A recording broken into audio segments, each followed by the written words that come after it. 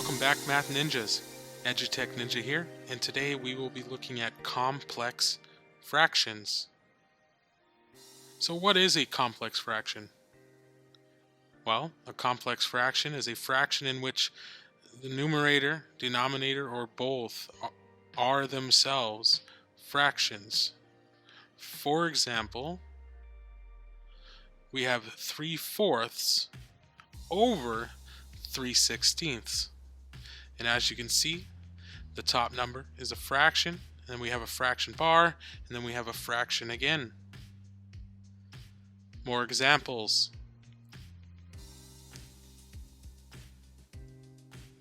We have 2 over 8/12, 5/18 over 1/36, 5/18 over 1/36. And how do we simplify complex fractions? Well, it is a series of steps that you need to take to simplify complex fractions. So we have 3/4 over 3/16. And as you can see, the first step is to set it up as a division problem. So 3/4 divided by 3/16. And as you may or may not know, we can't divide fractions, we actually have to multiply by the reciprocal. To do that, we have to leave me, so 3/4, change me to multiplication, and flip me to 16/3. Flip to get the recip, or flip to get the reciprocal. Next, we start working out the problem and we find common factors. So we know that 3 and 3 share a factor. 3 goes into 3 once for each, and then 4 and 16 also share a common factor. 4 goes into 4 once, 4 goes into 16 4 times, and then finally we can multiply straight across to simplify the fraction. So we get 1 times 4 is 4 for the top number. 1 times 1 is 1 for the bottom. So 4 would be the solution. Another example here, we have 8 over 3/4. And once again, we set it up as a division problem. 8 over 1 divided by 3/4. As you can see, we switched the 8 to a fraction. So any number should be over 1 as a fraction. You can do that with any number at all.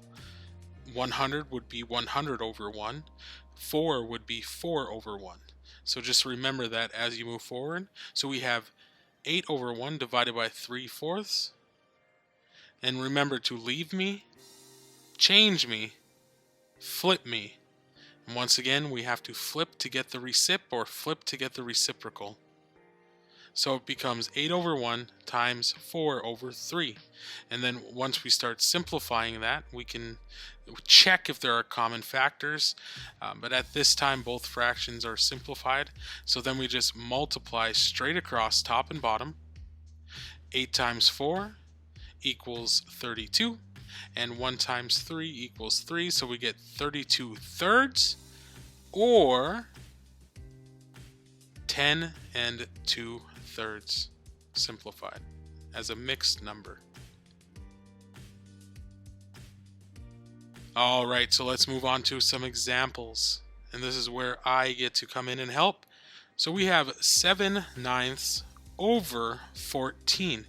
So as you remember, first step is to write these out as division problems. So we have 7 over 9 divided by 14 over 1.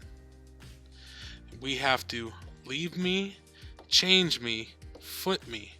So we have 7/9 times 1 over 14. And as you recall, to simplify the problem here, we actually just find the common factors. Well, I know that 7 goes into 7, but 7 also goes into 14. 7 goes into 7 once, 7 goes into 14 twice. Multiply straight across to simplify. and solve. So we have 1 times 1, which is 1, and 9 times 2, which is 18. Next up, we have 6 sevenths over 14 fifteenths. So once again, we set it up as a division problem. 6 sevenths divided by 14 fifteenths. And you guessed it. Leave me, change me, flip me. And as you can see here, we do have common factors for 6 and 14. 2 goes into 6 3 times. 2 goes into 14 7 times.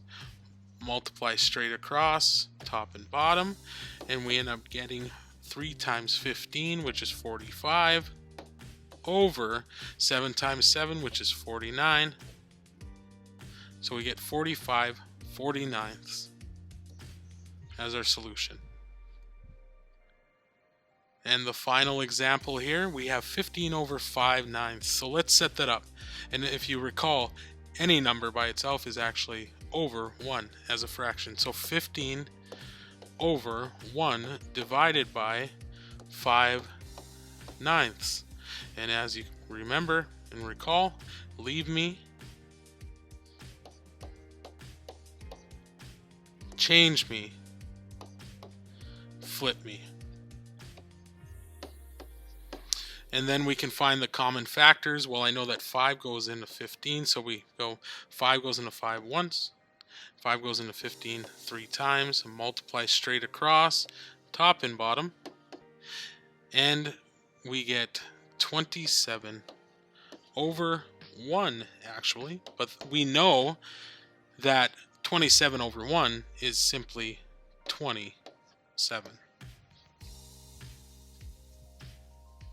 And that will be it. So once again, thank you so much for stopping in, and be sure to subscribe and hit that notification button.